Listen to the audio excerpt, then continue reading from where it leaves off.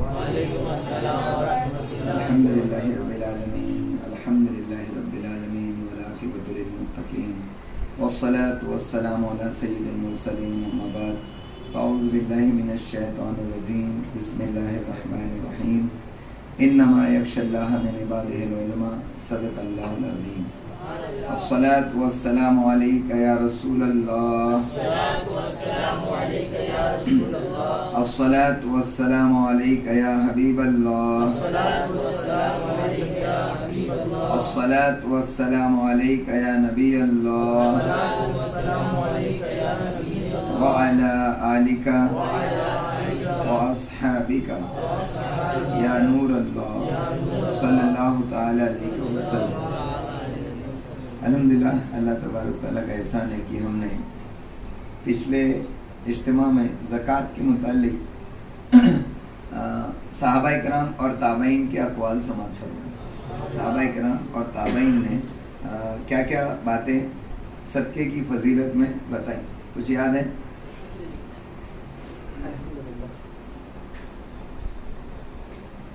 حضرت عائشہ صدیقہ رضی اللہ تعالیٰ عنہ کا 50,000 درہم صدقہ کرنا، باوجود اس کے کہ خود ان کے بدن مبارک پر جو کپڑا تھا اس میں پیبند لگے ہوئے۔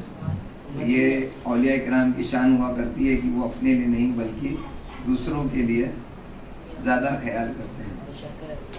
اور پسندیدہ چیز کو صدقہ کرنے کے تعلق سے کہ حضرت عبداللہ بن عمر رضی اللہ تعالیٰ عنہ شکر صدقہ کیا کرتے ہیں، اور اسی طریقے سے حضرت امام نخعی رحمۃ اللہ علیہ فرماتے تھے کہ جب کوئی چیز اللہ تعالیٰ کے لیے ہو تو مجھے یہ بات پسند نہیں کہ اس میں عیب ہو، یعنی وہ بے عیب چیز ہی صدقہ کیا کرتے تھے، نہیں تو نہیں کرتے تھے۔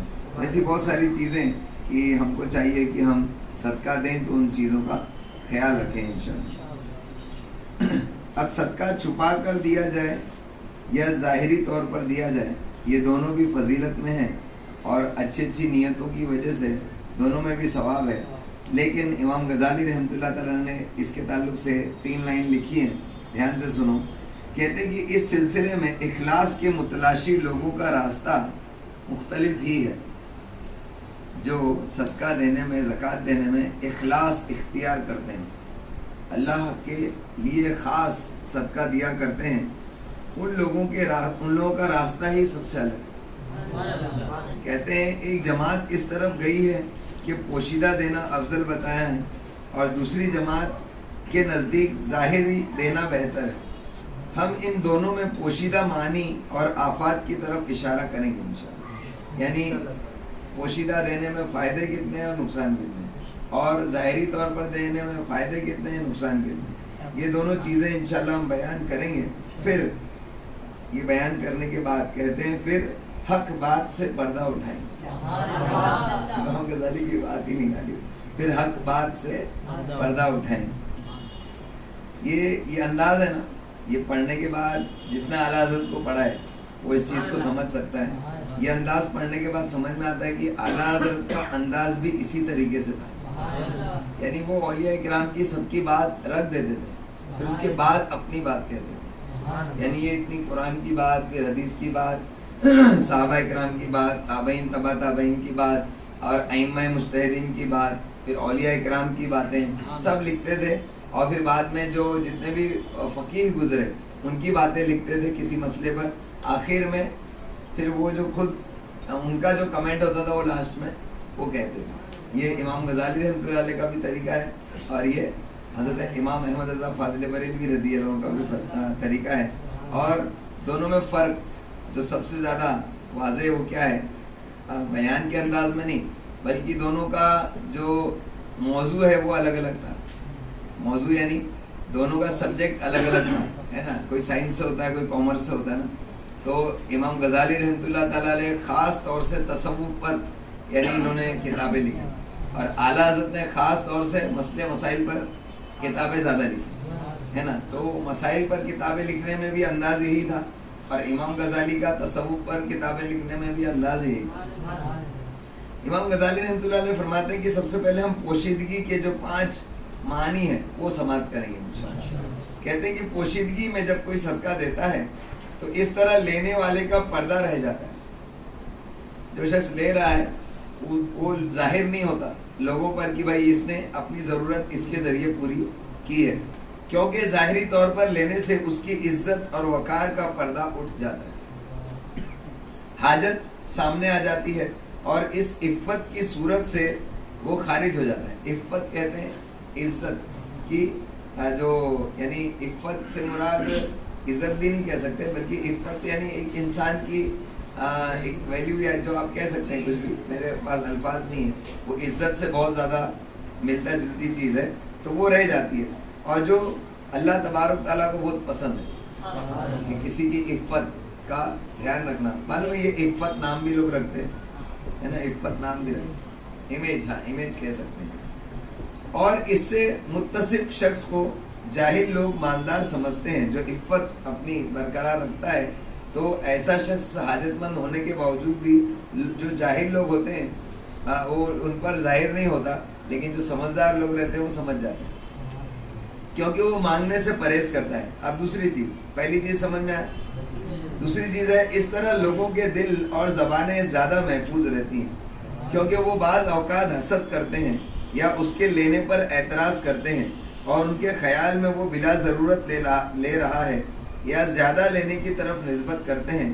اور حسد، بدگمانی اور غیبت کبیرہ گناہوں سے ہیں اور ان جرموں سے ان کا بچنا بہتر ہے، اس لیے چھپا کر ہی دینا بہتر ہے. جیسے مان لو کسی کی ضرورت پوری کی تو وہ لوگ کہتے ہیں کہ ارے اس کو کیوں دیا، یہ تو نہیں، اس کو نہیں دینا چاہیے تھا، اس کا ایسا ہے ویسا ہے.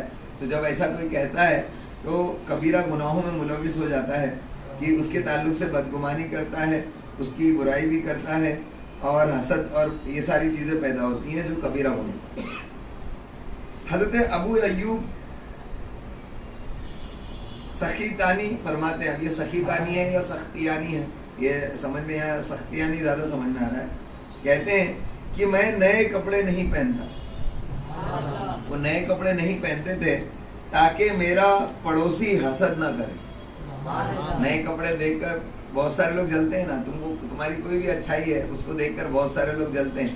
تو کہتے تھے اس وجہ سے کہ میری وجہ سے کوئی حسد میں مبتلا نہ ہو، اس سے کوئی کبیرہ گناہ سرزد نہ ہو جائے، اس لیے میں نئے کپڑے نہیں پہنتا. حالانکہ ان کے پاس نئے کپڑے ہوتے تھے، ہو سکتے یعنی وہ چاہے تو پہن سکتے تھے، لیکن وہ اس کا استعمال اس لیے نہیں کرتے کہ کوئی حسد میں مبتلا نہ ہو. اتنا خیال کرنا کسی کا یہ بہت بڑی چیز ہے. ایک عبادت گزار نے فرمایا کہ میں نے کئی مرتبہ اپنے بھائیوں کی وجہ سے کسی چیز کے استعمال کو چھوڑ دیا کیونکہ وہ کہتے ہیں اس کے پاس یہ کہاں سے آئے، یعنی کہیں وہ ایسا کہہ کر گنہگار نہ ہو جائے، اس لیے بہت ساری چیزوں سے میں نے پرہیز کیا کہ لوگ کیا کہیں گے. اور یہ جو ہے اولیاء کرام بھی فرماتے ہیں کہ شبہ والی چیزوں سے بچنے کے لیے تو کہا گیا ہے، ایسی چیزوں سے بھی بچو کہ جس کی وجہ سے لوگ تمہارے لیے بدگمانی کریں. بدگمانی کی جگہوں سے بچو. جیسے اس کا مطلب سمجھے، بدگمانی کی جگہوں سے بچو. اس کا مطلب یہ ہے کہ جیسے اگر آپ کسی برے شخص کے ساتھ کھڑے ہیں تو کوئی شخص ایسا سوچ سکتا ہے کہ یار یہ بھی لگتا ہے ایسا ہی ہے. کسی برے شخص کے ساتھ اگر آپ کھڑے ہیں تو ایسا کوئی سوچ سکتا ہے کہ بھائی یہ بھی برا ہے. وہ بات الگ ہے کہ اگر آپ دین کا کام کرتے ہیں، امامہ پہنے ہوئے ہیں، مبلغ ہیں، تو اگر آپ کسی برے شخص کے ساتھ بھی کھڑے رہیں گے تو لوگ یہ سوچیں گے شاید اس کو بھی یہ دین کی دعوت ہے. اتنے مضبوط بنو کہ یعنی جو تمہارے ساتھ کھڑے ہو کر کسی کی امیج اچھی ہو جائے، ہے نا. اور اگر ہم نارملی رہتے ہیں تو پھر ایسا ہوتا ہے، اکثر لوگ سمجھتے ہیں کیا یہ نہیں سے، ٹھیک ہے. تو اسی وجہ سے جب کسی کو ظاہری طور پر دیا جاتا ہے تو کبھی کبھی اس کے تعلق سے لوگ حسد یا برائی میں مبتلا ہو جاتے ہیں. حضرت ابراہیم تیمی رحمۃ اللہ علیہ فرماتے ہیں کہ ان پر ایک نئی قمیض دیکھی گئی. سن رہے ہیں نا، دیکھو یہ ٹاپک اپنا الگ ہے لیکن اس میں بھی کچھ اولیاء کرام کے ایسے واقعات ہم کو مل رہے ہیں سننے کے لیے جو بہت نادر ہی سننے کو ملتے ہیں اور اس سے ہم کو کچھ سیکھنے کو بھی ملتا ہے. جیسے ابھی آپ نے ابھی چیز سیکھی کہ نئے کپڑے اور نئی چیزیں اور مہنگی چیزیں استعمال کرنے سے لوگوں میں حسد پیدا ہو سکتی ہے.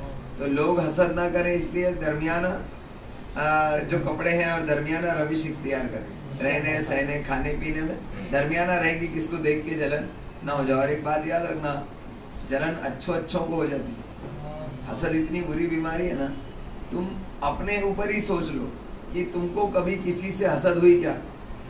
اگر آپ کبھی اس چیز کو غور کرو گے نا تو کبھی کبھی آپ بھی اس برے عمل میں مبتلا ہوتے ہوئے آپ اپنے آپ کو دیکھو. ہو جاتا ہے کہ ہم کسی کا کچھ اچھا دیکھتے ہیں نا تو ہمارے چہرے پر خوشی نہیں آتی, ایسا لگتا ہے ارے اس کے ساتھ ایسا کیسا ہو گیا, اس کو یہ چیز کیسے ملی. اس لیے بہت زیادہ اپنی کامیابیاں بھی لوگوں کو نہیں بتانا چاہیے. جو بہت محبت کرتا ہے نا, ہم کو پتہ ہے کہ اس کو بتانے سے اس کو خوشی ملے گی تو اس کو ہی بتاؤ, اس کے علاوہ کسی کو نہ بتاؤ. اور ہم سب کو بتاتے بھی نہیں نا تو ہو سکتا ہے انسان مسکرا کر ہنس کر سنے لیکن اندر سے اس کا دل جل رہا, ایسا ہوتا ہے. تو اس لیے دکھانا نہیں چاہیے. حضرت ابراہیم تیمی رحمۃ اللہ علیہ فرماتے ہیں کہ ان پر ایک نئی قمیض دیکھی گئی تو ان کے بعض بھائیوں نے کہا یہ آپ کے پاس کہاں سے آئی.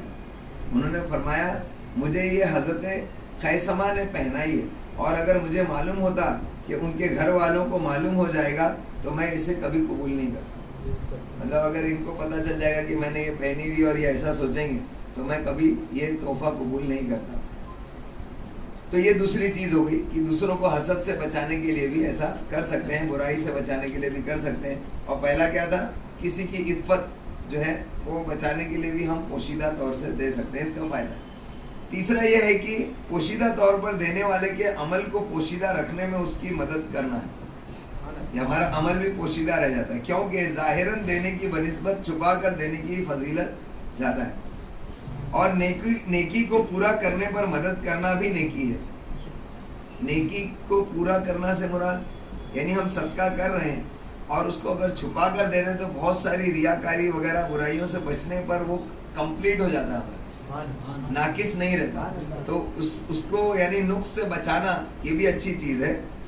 اور کسی چیز کو چھپانا دو آدمیوں کے ذریعے ممکن ہے, جب ظاہر ہو گیا تو دینے والے کا معاملہ کھل گیا, ہے نا. تو یعنی جب دو لوگوں کے درمیان میں رہے گا تو چھپانا بہت زیادہ ممکن ہوتا ہے, اور دو سے باہر نکل گئی تو پھر تم نہیں روک سکتے.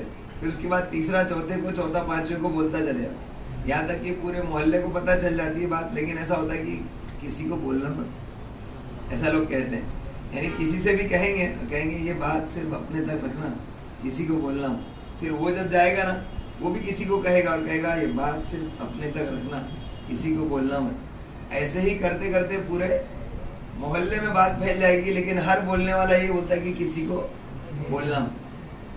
ہمارے ایک دوست ہے, وہ ان کا یہ تکیہ کلام, بولنا مت, کسی کو بولنا مت. یعنی وہ ایسے کہتے ہیں کچھ بھی مسئلہ چل رہا ہو اور وہی کیا کھانا کھایا پیا, سب اچھے ہیں ٹھیک ٹھاک ہیں, ہاں اب میں یہاں جا رہا ہوں, پھر بولے اچھا چلو میں چلتا ہوں نا, کسی کو بولنا مت. یہ ان کا انداز ہے. الحمدللہ ملتے کبھی کبھی IAS آفیسر. اس طرح دینے والے کے عمل کو پوشیدہ رکھنے میں اس کی مدد کرنا ہے کیونکہ ظاہراً دینے کی بنسبت چھپا کر دینے کی زیادہ فضیلت ہے. ایک شخص نے کسی عالم کو کوئی چیز کھلم کھلا دی تو انہوں نے واپس کر دی, دوبارہ پوشیدہ طور پر دی تو انہوں نے قبول کر لی. ان سے اس بارے میں پوچھا گیا تو فرمایا کہ اس شخص نے اپنا صدقہ چھپا کر دینے میں ادب سے کام لیا تو میں نے قبول کر لیا, اور اس نے اپنے عمل میں بے ادبی سے کام لیا تو میں نے واپس کر دی. کسی شخص نے ایک صوفی کو مجلس میں ایک چیز دی تو انہوں نے واپس کر دی.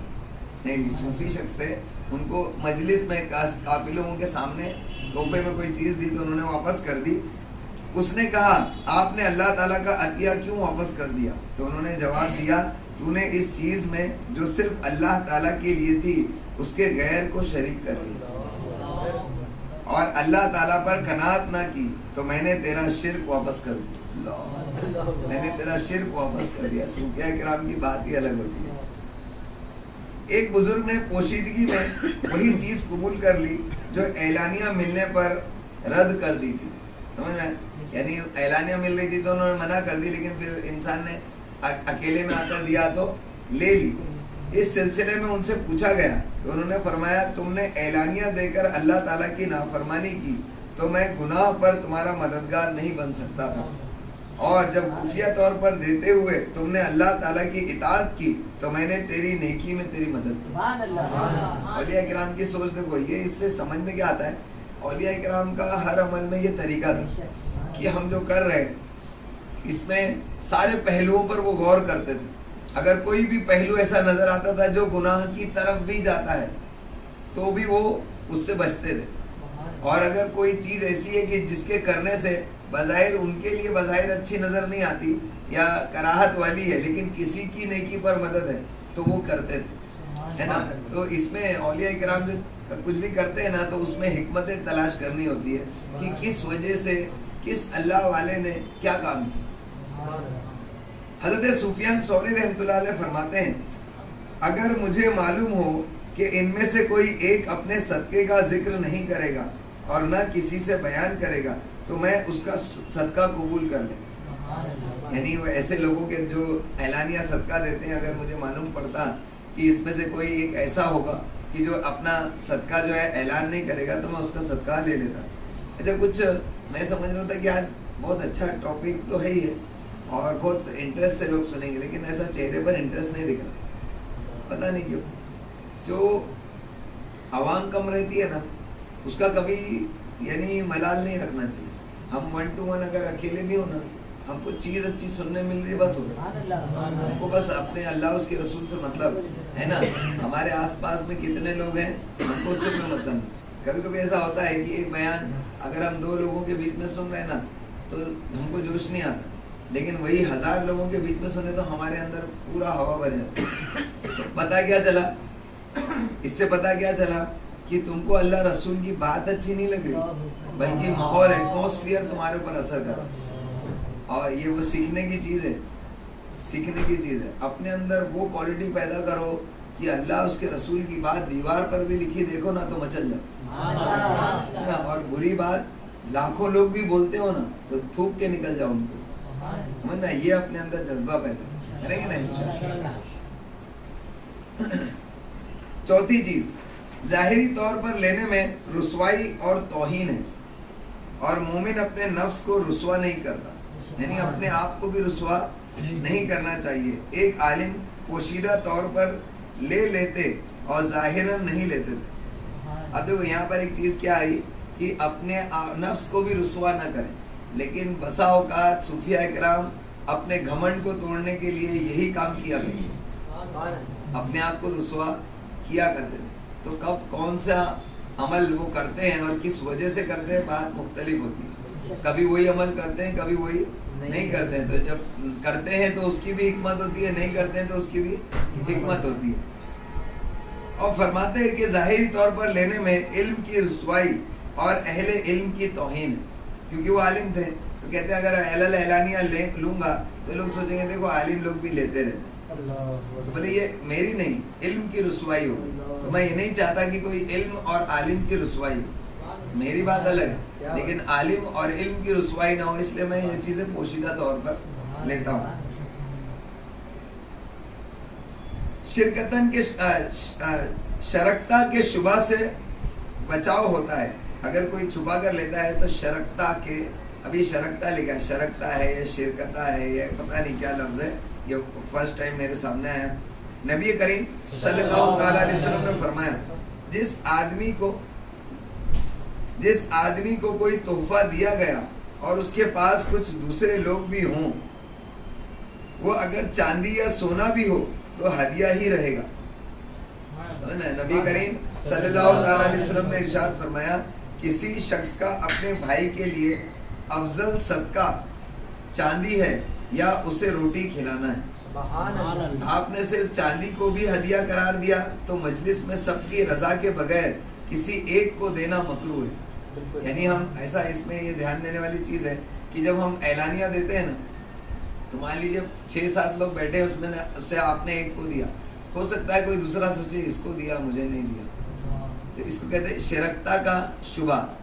جو اور بھی لوگ جو ہے نا وہ خواہش کریں گے کہ یہ مجھے کیوں نہیں دیا, یہ تو اس سے زیادہ محبت کرتے ہیں, مجھ سے نہیں کرتے, ان کو کیوں دے دیا مجھے کیوں نہیں دیا. ہو سکتا ہے کوئی ایسا سوچے ارے اس کے اوپر مہربانی کھاتے میں دیا ہے, رحم کر کے دیا ہے نا, یہ قابل ہے, یعنی اس کو اپنے سے برا سمجھا, یعنی کسی بھی طریقے سے گنہگار ہو سکتا ہے. تو اس لیے اکیلے دینے میں یہ سارے فائدے ہیں کہ یہ ساری چیزوں سے انسان بچ جاتا ہے. اور شبہ سے خالی نہیں ہے یہ چیز, جب وہ علیحدگی میں دے گا تو اس شبہ سے بچ جائے گا. ہے سمجھ میں؟ تو یہ 5 چیزیں تھیں جو چھپا کر دینے میں فائدہ ہے. اب اعلانیہ صدقہ دینا. اعلانیہ صدقہ دینے اور اسے بیان کرنے میں 4 معنی ہیں. سب سے پہلا اخلاص، سچائی، اپنے مال کو لوگوں کے دھوکے سے بچانا اور ریاکاری سے محفوظ رکھنا. کیا کیا ہے؟ اخلاص، سچائی. اخلاص اللہ کے واسطے، اور سچائی یعنی تم زکوٰۃ دے رہے ہو، تم اپنے اس عمل میں سچے ہو. سمجھ میں آیا؟ یعنی تم اور کسی وجہ سے نہیں دے رہے ہو بلکہ اللہ کے واسطے دے رہے ہو، اس لیے تم سچے ایمان والے. مانتے رہے اللہ ہمیں سچا پکا ایمان والا بنا. تو ایسے ہی انسان سچا پکا ایمان والا بنتا ہے اور مانا جاتا ہے اللہ کے نزدیک. اور اپنے مال کو لوگوں کے دھوکے سے بچانا اور ریاکاری سے محفوظ رکھنا. دوسرا جاہ اور مرتبہ کو دور کر دینا، بندگی اور مسکینیت کو ظاہر کرنا، بڑائی اور استغنا کے دعویٰ سے بری ہونا، اور لوگوں کی نگاہوں سے نفس کو گرانا. یہ بھی اس میں آتا ہے. ایک خوددار ایک شخص نے اپنے شاگرد سے کہا اگر تم صدقہ لو تو ہر حالت میں ظاہر کر کے لو، کیونکہ تم 2 میں سے ایک شخص سے خالی نہ ہوگے. ایک وہ شخص کہ جب تم ایسا کرو گے تو اس کے دل سے گر جاؤ گے، اور یہی مقصود ہے. ابھی آیا تھا دیکھو رسوا نہ ہو، اس لیے تو انہوں نے علم اور عالم کو رسوا نہ کرنے کے لیے پوشیدگی میں لیا، جبکہ اپنے آپ کو رسوا کرنے کے لیے اولیاء کرام لیا کرتے ہے نا. تو کہا کہ تم اس کے دل سے گر جاؤ گے، اور یہ ہمارا مقصد ہے کہ ہم لوگوں کے دلوں سے گر جائیں، کیونکہ اس میں تمہارے دین کی سلامتی زیادہ ہے. تمہارے دین کی سلامتی ہے، لیکن دوسروں کے دین کی سلامتی اس میں ہے کہ تم اپنا روب و داب بنا کرو، تم رسوا مت ہو. ایک دین کا دائی اگر رسوا ہو گیا نا تو بھی اس کی کوئی سنے گا نہیں. یہ اس دور کا معاملہ ہے کہ جس میں دین کے دائی بہت تھے، تو لوگ اپنے اپنے عمل کیا کرتے تھے تو اپنے آپ کو خالی بچایا کرتے تھے. اور جب غوث پاک موجود ہے تو دوسرے کسی کو دین کی دعوت دینے کی ضرورت کیا ہے؟ امام غزالی اپنی جگہ موجود ہے تو کسی اور غزالی کی ضرورت نہیں ہے. تو باقی کے جو لوگ تھے نا وہ امام غزالی کو کافی سمجھ کے یا غوث پاک کو کافی سمجھ کے اپنے عمل میں لگتے تھے، اپنی عبادتوں میں لگتے تھے، تو اپنے آپ کو رسوا کرتے پھرتے. لیکن جب ان کو وہ مقام ملے کہ اب ہم کو اگر دین کی دعوت دینا ہے تو پھر وہ اپنا خیال رکھتے تھے کہ کہیں ایسا کام نہ کروں کہ میری بے عزتی ہوگی جس کی وجہ سے دوسری بار کوئی میری بات نہ سنے. اور نفس کی آفت کم ہوتی ہے یا سچ کو ظاہر کرنے کی وجہ سے کچھ لوگوں کے دلوں میں تمہاری عظمت بڑھے گی، اور تمہارا بھائی بھی تو یہی بات چاہتا ہے، کیونکہ وہ تم سے جس قدر زیادہ محبت کرے گا اس کا ثواب زیادہ ہوگا، اور وہ تیری تعظیم کرے گا تو چونکہ تو اس کے لیے ثواب کے اضافے کا باعث بنا لہٰذا تجھے اجر ملے. یہ دوسرا پہلو ہے. یہ جو میں نے دین کی دعوت والا معاملہ بتایا، اس طریقے سے کرو گے تو بھی ثواب، اور اپنے لیے کر رہے ہو تو بھی ثواب. کمپلیکیٹڈ ہے کیا؟ نہیں آ رہا نا سمجھ میں؟ کوئی ایک پوائنٹ بھی پکڑ لو نا تو اس کو رکھ لو، باقی چیز نہیں سمجھ میں آ رہی کوئی بات نہیں، جو پوائنٹ ملے اس کو حاصل کر لو. تیسرا، عارف کی نظر اللہ تعالیٰ پر ہوتی ہے. اب دیکھو نا یہ ایک لائن ہی کافی ہے مزہ لینے کے لیے، یہ ایک لائن کافی کہ عارف کی نظر اللہ تعالیٰ پر ہوتی ہے، اور اس کے حق میں پوشیدہ اور اعلانیہ دونوں برابر. لوگ غزالی کہتے ہیں اس کو کچھ فرق نہیں پڑتا، لوگ اچھا سمجھے یا برا سمجھے، اللہ دھن مولا دھن، بس وہ اپنی دھن میں لگا رہتا ہے گیا، اللہ دھن لگی مولا دھن لگی. تو حال کا اختلاف توحید میں شرک ہے. یہ سمجھ میں آئی لائن؟ یہ بہت بڑی لائن ہے. حال اولیاء کرام نہ اپنے ایک حال میں ہوتے ہیں، وہی اللہ دھن لگی مولا دھن لگی، ایک حال ہے یہ حال کہ وہ بس اللہ اللہ ہی میں لگا رہتا ہے. تو اب یہ حال اگر کسی وجہ سے تبدیل ہو تو اولیاء کرام اپنے حال کو تبدیل ہونے میں بھی شرک سمجھتے ہیں کہ میں نے اپنا حال چھوڑا کیسے، میں تو اللہ کی دھن میں لگا تھا، میرے جو ذہن سے جو ہے یہ اس چیز کا نشہ اترا کیسے، یہ دیوانگی ختم کیسے ہوئی، پھر کون سی چیز تھی جس نے اللہ تعالیٰ کی دیوانگی میرے ذہن سے نکال دی، تو وہ اللہ کے سوا کسی اور عمل میں لگا، کسی اور کی طرف اس نے التفات کیا، تو وہ اس کو شرک سمجھتے. تو حال کی کیا کہتے ہیں، حال کا اختلاف توحید میں شرک ہے. اب وہ لوگ جو توحید توحید اور شرک شرک کرتے رہتے ہیں نا، ان کو پہلے یہ توحید اور یہ شرک سیکھنا چاہیے. یہ توحید اور یہ شرک نہیں سیکھیں گے، باقی دنیا کی چیزیں جو سنت ہے ان کو شرک کہتے پھرتے ہیں. اللہ تعالیٰ ان کو اصلی توحید اور اصلی شرک کے معنی سمجھا دیں. کسی عارف نے فرمایا ہم اس شخص کی دعا کا اعتبار نہیں کرتے جو پوشیدہ طور پر لے لے اور اعلانیہ کو رد کر دے. لوگ موجود ہوں یا غائب، ان کی طرف توجہ کرنا یعنی پیش نظر رکھنا فوری نقصان کا باعث ہے. سمجھ میں کہتے ہیں کہ ہم ایسے شخص کی دعا کا کوئی پاس نہیں رکھتے کہ وہ اعلانیہ نہیں لیتا اور پوشیدگی میں لیتا ہے. کیوں؟ کیونکہ جو عارف ہوتا ہے شخص، اللہ تعالیٰ کا چاہنے والا دیوانہ ہوتا ہے، اس کو کوئی فرق نہیں پڑتا کہ اس کو لیتے دیتے وقت کوئی دیکھ رہا ہے یا نہیں دیکھ رہا ہے. تو جو شخص اس کا خیال رکھے، اس کا مطلب وہ لوگوں کا خیال رکھ رہا ہے، اس کو اللہ کا خیال نہیں ہے نا. دیکھو یہ بڑھ کر نہیں کیے، یہ نا یہ اولا ہے، یہ اولا چیز ہے. ایسے تو وہ بھی جیسے اگر ہم کوئی عمل کرتے ہیں کہ بھائی اعلانیہ لینے میں اگر آپ کی کوئی اچھی نیت ہے ثواب ملے گا، پوشیدہ لینے میں اگر آپ کی کوئی اچھی نیت ہے تو ثواب ملے گا، ہے نا. تو مل تو ثواب رہے نا، لیکن جو اس سے آگے بڑھ چکے ہوتے ہیں نا تو ان کے لیے یہ بھی گناہ ہوتا ہے. بالکل ہے سمجھ میں، جو تمہارے لیے نیکی ہے وہ ان کے لیے گناہ ہے. آپ نے یاد آیا ایک بہت پہلے میں نے بیان میں بتایا تھا کہ امام غزالی رحمۃ اللہ علیہ فرماتے ہیں، یہ علم کے بیان میں تھا، اسی کتاب کے علم کے بیان میں تھا کہ جو وہ ایک اللہ والے تھے وہ کہہ رہے تھے کہ جو صحابہ کرام کے دور میں جس چیز کو گناہ مانا جاتا تھا آج لوگ اس کو نیکی سمجھ کے کر رہے ہیں. یاد ہے؟ یاد ہے نا. تو ویسا ہی معاملہ ہے کہ جو اللہ والے ہوتے ہیں، جو اس مقام پر ہوتے ہیں نا، تو ان کے لیے وہ چیز گناہ ہوتی ہے جو ہم نیکی سمجھ کے کریں. یہ مقام مقام کا فرق ہوتا ہے اور کچھ نہیں. اور پھر وہ ان گناہوں کی توبہ کرتے ہیں اور اپنے آپ کو گنہگار سمجھتے ہیں. تو وہاں بھی جو اندھا ہوتا ہے وہ سمجھتا ہے دیکھو یہ گنہگار ہے نا. اس کو یہ سمجھ میں نہیں آتا ابے جو تیری بڑی سے بڑے نیکی ہے نا، جس کو تو لے کر سوچتا ہے کہ میں جنت میں نکل جاؤں گا، وہ اس کی توبہ کرتے ہیں، ہے نا. اور تو اس کو نیکی سمجھ رہا ہے نا. وہ اس کی توبہ کرتے ہیں کہ اللہ تعالیٰ مجھے ایسے گناہوں سے بچا اور ایسے میرے گناہوں کو معاف فرما. تو وہاں بھی ایسی کوئی دعا کو لے کر پکڑ کر کہتا ہے دیکھو وہ بھی تو اپنے گناہوں کی توبہ کر رہے ہیں. تو آپ کیسے کہہ سکتے ہو کہ نبی معاذ اللہ گنہگار نہیں ہوتے؟ اگر نہیں ہوتے تو وہ معافی کیوں مانگتے اپنے گناہوں کی؟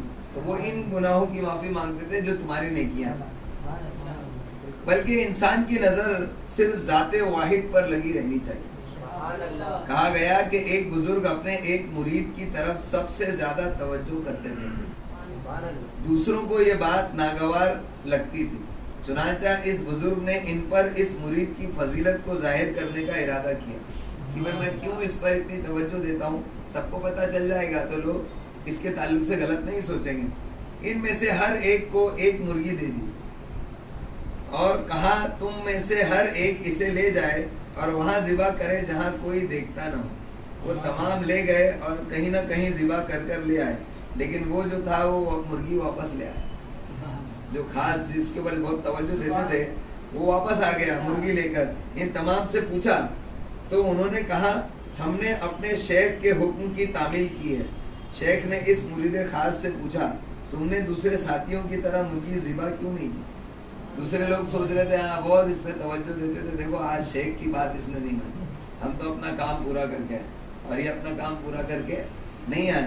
جب اس سے پوچھا گیا کہ تو نے ذبح کیوں نہیں کی، اس مرید نے کہا حضرت آپ نے کہا تھا اس جگہ ذبح کرنا جہاں کوئی نہ دیکھتا ہو، میں جہاں بھی پہنچا وہاں اللہ تعالیٰ دیکھ رہا ہے، اس لیے بنا ذبح کرے میں لے آئے.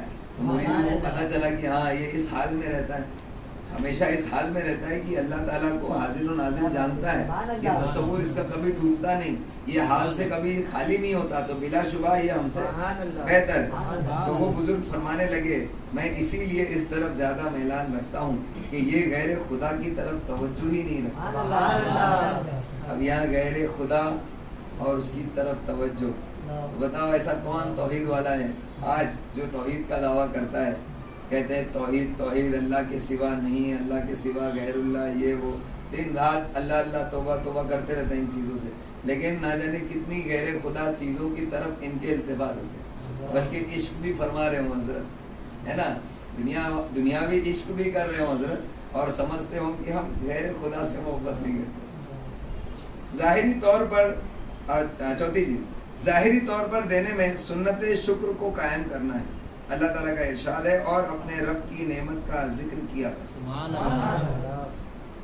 وَأَمَّا بِنِعْمَتِ رَبِّكَ فَحَدِّثْ، یہ آیت جو ہے وہ عید میلاد النبی کے ثبوت میں بھی ہے۔ عید میلاد النبی شروع ہونے والا ہے، یاد رکھیں گے کیا ہے؟ وَأَمَّا اما میں الف ہے، اما نہیں، وَأَمَّا میں پہلے اس کو عین سمجھتا تھا، بن جائے الف ہے، وَأَمَّا بِنِعْمَتِ رَبِّكَ فَحَدِّثْ، یعنی کہ اپنی نعمت، اپنے رب کی نعمتوں کا خوب خوب چرچا کرو۔ یہ اعلیٰ حضرت کا ترجمہ ہے، اعلیٰ حضرت کا ہے کہ اور رب کی نعمتوں کا خوب خوب چرچا کیا کرو۔ تو سب سے بڑی نعمت جو اللہ تعالیٰ نے ہم لوگوں کو دی وہ کیا ہے؟ نبی کریم صلی اللہ علیہ وسلم کی ذات۔ تو اس سے زیادہ چرچا ہم کسی کا کرنا ہی نہیں چاہیے۔ تو وہ جس دن پیدا ہوئے تو ہم اس دن اس کا چرچا نہیں کریں گے تو کیا کریں گے، ہے نا؟ اور جو چرچا نہیں کرتا اللہ کے نعمت کا تو وہ کیا ہے؟ ناشکرا ہے، اور ناشکراپن کرنے کو کفر کہا گیا۔ تو اب اپنے کفر سے بچو، ہے نا۔ خفیہ رکھنا نعمت کی ناشکری ہے، اور اللہ تعالیٰ نے جو کچھ عطا کیا ہے اس کو پوشیدہ رکھنے پر اللہ تعالیٰ نے مذمت فرمائی اور ایسے شخص کو بخیل کا ساتھی قرار دیا۔ بخیل کا ساتھی، اچھا یہ یاد رکھنا، یعنی ہم کسی کو دیں نا تو پوشیدہ رکھنا چاہیے، لیکن ہم کو کوئی دے نا تو اس کا چرچا کرنا چاہیے۔ ہم کو کوئی دے تو اس کا چرچا کرنا چاہیے، اور اگر ہم نے کسی کو دیا تو ہم اس سے یہ خواہش نہ رکھیں۔ دیکھو اجتماع میں بتایا گیا تھا، بولے جس کو ملا ہے اس کو چرچا کرنا چاہیے۔ اب ہم نے کسی کو دے دیا تو ہم سوچے دیکھو چرچا نہیں کرنا، یعنی تم خواہش مت رکھو کہ چرچا ہو، تم یہی خواہش رکھو کہ یہ کھلے نا، لیکن تم کو اگر کسی نے دیا تو تمہارا کام ہے تم چرچا کرو۔ اس سے کیا ہوتا ہے؟ محبتیں پھیلتی ہیں اور بہت سارے فائدے ہوتے ہیں۔ ایک تو جو شخص دیتا ہے اللہ ہی کے واسطے دے رہا ہے، اس کے باوجود بھی اللہ تعالیٰ، یعنی کیونکہ وہ اللہ کے واسطے دے رہا ہے، ایک ایک پوائنٹ دھیان سے سننا، اللہ کے واسطے دے رہا ہے، اس وجہ سے اس کا آخرت کا سودا تو پکا ہو گیا۔ آخرت میں اس کو جو فائدہ ملنے والا ہے نیکیاں وہ تو ملے گی، ٹھیک ہے۔ اس کے بعد اگر لینے والے نے چرچا کیا تو یہ اس کو دنیا میں ایک ایکسٹرا بینیفٹ اللہ تعالیٰ کی طرف سے ملا، اللہ تعالیٰ نے اس کے ذریعے اس کی عزت افزائی فرمائی، ہے نا، یہ دو فائدے اس کو ملتے ہیں۔ تو ہم کو چاہیے کہ اور پھر اگر مزید اس پر وہ اور اللہ کا شکر ادا کرے، مزید اس پر اور اللہ کا شکر ادا کرے تو اس کا بھی ثواب ملے گا۔ پھر اور لوگ جو سنیں گے ان کو بھی یہ عمل کرنے کی رغبت پیدا ہوگی، ارے لوگ ایسی ایسی مدد لوگوں کی کرتے ہیں، میں بھی کروں گا انشاءاللہ۔ اب آج کل کیا ہو گیا ہے، جیسے ہمارے پاس کوئی آیا، کوئی ضرورت مند آیا، اگر کوئی ہم سے کوئی چیز مانگ رہا ہے تو ہم سوچتے ہیں یار دینا چاہیے کیا نہیں دینا چاہیے، ارے اتنا بڑا کام ہے کروں یا نہیں کروں، ہے نا۔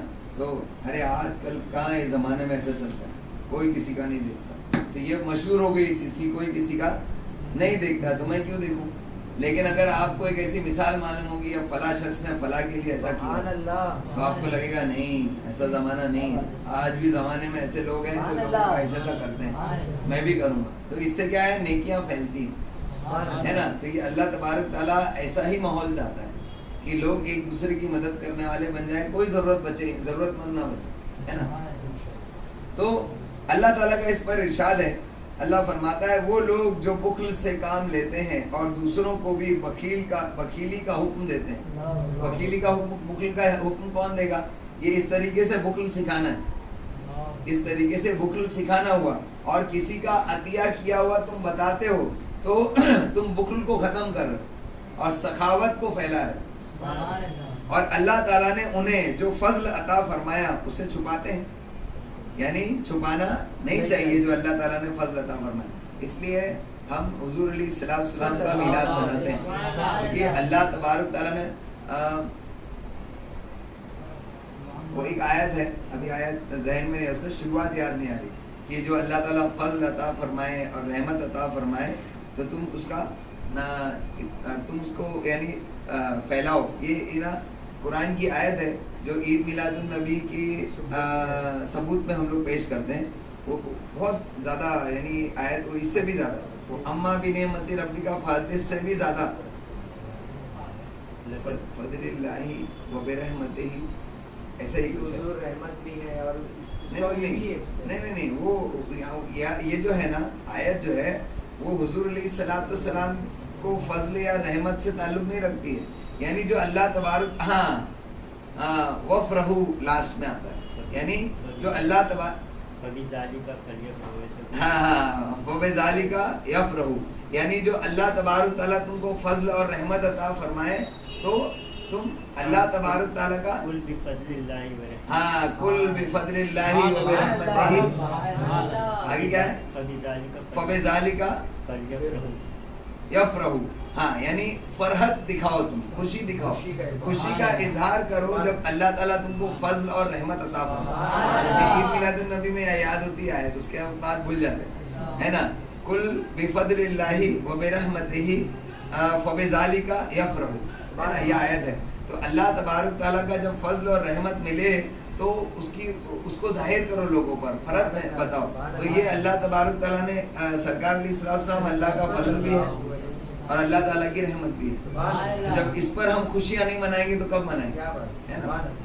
मेरा नबी करीम सल्लल्लाहु अलैहि वसल्लम का इरशाद है, जब अल्लाह ताला किसी बंदे को नेमत अता करता है तो वो पसंद फरमाता है कि वो नेमत उस पर दिखाई दे, वो नेमत उस पर दिखाई दे।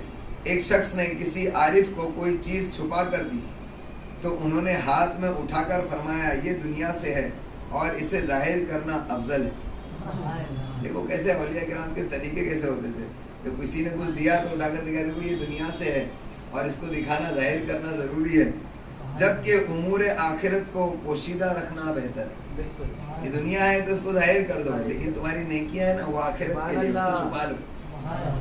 इसलिए इनमें से बाज हजरात ने फरमाया जब तुम्हें ऐलानिया दिया जाए तो ले लो और फिर पोशीदगी के साथ वापस कर दो। वापस भी करते थे, यानी जाहिरी तौर पर कोई देता था तो ले लेते, ताकि लेने देने का मामला जाहिर हो जाए कि भाई देखो ये कितना अच्छा आदमी है कि इसने मुझे दिया, है ना। और फिर उसके बाद में वापस कर दे, भाई मुझे जरूरत नहीं है इसकी, तू रख ले, किसी और को दे देना, समझ में आया। तो अल्लाह तबारक ताला ने उसका अतिया भी कबूल किया और अतिया लेना देना ये भी यानी मशहूर हुआ और ये एक ट्रेंड पकड़ा, यानी एक चीज को रिवाज तुमने दिया, फिर उसके बाद उन्होंने, क्योंकि दुनिया है लेना नहीं चाहिए तो उन्होंने वापस भी कर दी। तो सूफिया इकराम को कभी कभी कोई चीज की जरूरत नहीं होती थी, लेकिन कोई देता तो ले लेते और बाद में कहते रख ले तू ही, है ना, क्योंकि ये दुनिया मुझे नहीं चाहिए। और इस पर शुक्रिया अदा करने की तरगीब भी दी गई। नबी करीम सल्लल्लाहु अलैहि वसल्लम ने फरमाया जिसने लोगों का शुक्रिया अदा न किया उसने अल्लाह ताला का शुक्र भी अदा नहीं किया। कितना जरूरी है अल्लाह ताला का और लोगों का शुक्र अदा करना, और शुक्रिया अदा करना बदला देने के कायम मकाम, शुक्रिया अदा करना उसका बदला देने के कायम मकाम है। हत्ता के नबी करीम सल्लल्लाहु अलैहि वसल्लम ने फरमाया जो आदमी तुमसे नेकी का बर्ताव करे तो उसे बदला दो, अगर उसकी ताकत न हो तो उसके बारे में अच्छे कलमात कहो और उसके लिए दुआ करो, हत्ता कि तुम जान लो कि तुमने इसका बदला दे दिया। यानी इतना कहो उसको ताकि तुमको यकीन हो जाए कि मैंने इसका बदला दे दिया, और जब तक तुम उसकी नेमत जो उसने दी तुमको ऐसा लगे कि मैंने अभी तक इसका शुक्रिया अदा नहीं कर पाया, इसने जो एहसान किया है यानी मैं क्या बोलकर इसका शुक्रिया अदा कर पाऊंगा, तब तक उसका शुक्र अदा कर सकता। जब मुहाजिरीन सहाबा इकराम ने अंसार के शुक्रिया के सिलसिले में अर्ज किया, आखिरी चीज, मुहाजिरीन जो थे सहाबा इकराम, उनको अंसार जो सहाबा इकराम ने थे उन्होंने बहुत कुछ दिया था, आपने सुना आधा आधा दे दिया था, किसी ने बहुत ज्यादा भी दिया था। तो उनको शुक्रिया के सिलसिले में अर्ज किया या रसूल अल्लाह सल्लल्लाहु अलैहि वसल्लम हम इन लोगों से बेहतर किसी को नहीं देखते, जिनके पास हम आते तो उन्होंने हमारे लिए अपने माल भी तकसीम कर दिए। यानी वो उनका शुक्रिया इतना ज्यादा अदा करते कि या रसूलुल्लाह सल्लल्लाहु अलैहि वसल्लम हमने इनसे बेहतर लोगों को नहीं देखा कि हम जब भी इनके पास आए तो इन्होंने अपना आधा माल हमें दे दिया, हत्ता कि हमें डर हुआ कि वो पूरा अजर ले जाएं, यानी वो पूरा अजर वही कमा लेंगे, नेकियां वही कमा लेंगे। तो नबी करीम सल्लल्लाहु अलैहि वसल्लम ने फरमाया तुम जो कुछ उनका शुक्रिया अदा कर दिया इनकी तारीफ में कलमात कहो تو یہی اس کا بدلہ ہے. سبحان اللہ. یعنی ان کو ایسا لگا, دیکھو صحابہ کرام میں نا نیکیوں کا کمپٹیشن تھا. جب کوئی ان کے ساتھ احسان کرتا نا تو ان کو پھر یہ ڈرنے لگتا کہ ارے یہ مجھے دے کر اور نیکیوں میں مجھ سے آگے بڑھ جائے تو میں کیسے اس کا بدلہ دوں. تو سرکار علیہ الصلوۃ والسلام سے انہوں نے یہ بات رکھی کہ یا رسول اللہ یہ تو نیکیوں میں ہم سے آگے بڑھ جائیں گے. مدعا ہی الگ ہے, پورا مسئلہ ہی الگ ہے. لینا دینا اپنی جگہ, یہ نیکیوں میں آگے بڑھنے کے چکر میں پریشان کہ ارے یہ تو ہمیں اتنا دے رہے ہیں, شکریہ ادا کیا ٹھیک ہے, لیکن آگے کہہ رہے ہیں کہ یہ ہم کو اتنا دیں گے تو یہ تو ہم سے نیکیوں میں آگے بڑھ جائیں گے. نیکیوں میں تو ہمیں ان سے آگے بڑھنا. سرکار نے فرمایا تم ان کا شکریہ ادا کرو تو اس کا بدلہ ہو جائے گا. پتہ چلا کہ اگر کسی شخص نے دیا تو جو نیکی کمائی, اگر تم اس کا ٹھیک سے دل سے شکریہ ادا کر دو نا تو اللہ تعالیٰ وہی نیکی تم کو بھی عطا کرے. معمولی بات ہے. تو ہم کو چاہیے, یہ ایکچولی جو ہے نا سوسائٹی کو زندہ رکھنے والی چیز ہے, بہت اہم بات ہے. اور یہی چیزیں سوسائٹی سے ختم ہونے کی وجہ سے آج لوگ مرتے چلے جا رہے ہیں. مرنے کا مطلب انسانیت ختم ہوتی جا رہی ہے, انسانیت مردہ ہوتی جا رہی ہے. نہ پھر لوگ کوئی دیتا ہے, اور اگر کوئی لیتا ہے تو پھر اس کا شکریہ ادا نہیں کرتا. دیکھو ابھی آج کل کا ماحول کیا چل رہا ہے وہ سنیں تھوڑا سا, ہے نا, تو اس سے ہم کو سمجھ میں آئے گا کہ اس سسٹم کے ختم ہونے کی وجہ سے کتنی برائیاں ہیں. آج کل جیسے کہ کوئی ضرورت مند ہے, اس کو دیکھ کر لوگ منہ موڑ کر چلے جاتے ہیں. اس کی ایک وجہ یہ بھی ہوتی ہے, لوگ کہتے ہیں پتہ ہے ابھی لے رہا ہے اور اس کے بعد میں نا پوچھے گا بھی, ہے نا, یہ بھی ایک وجہ ہے. حتیٰ کہ دینے والے کو جو ہے یہ نہیں دیکھنا چاہیے کہ اس کا بدلہ یہ ہم کو دیتا ہے یا نہیں دیتا, کیونکہ ہم تو اللہ کے واسطے کر رہے ہیں.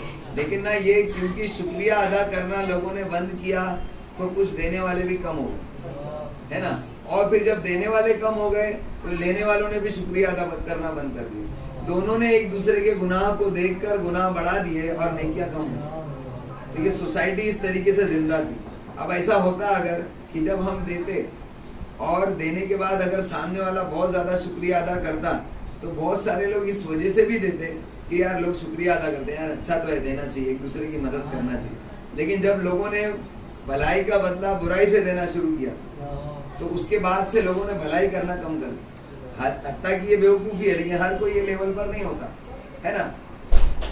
کوئی ایک اس تعلق سے نا دنیا کے یہ جو رواج چلا ہے آج کل, جو برا سسٹم چلا ہے, اس کے تعلق سے نا ایک کیا کہتے ہیں محاورہ ہے, ایک محاورہ ہے, لوگ کہتے ہیں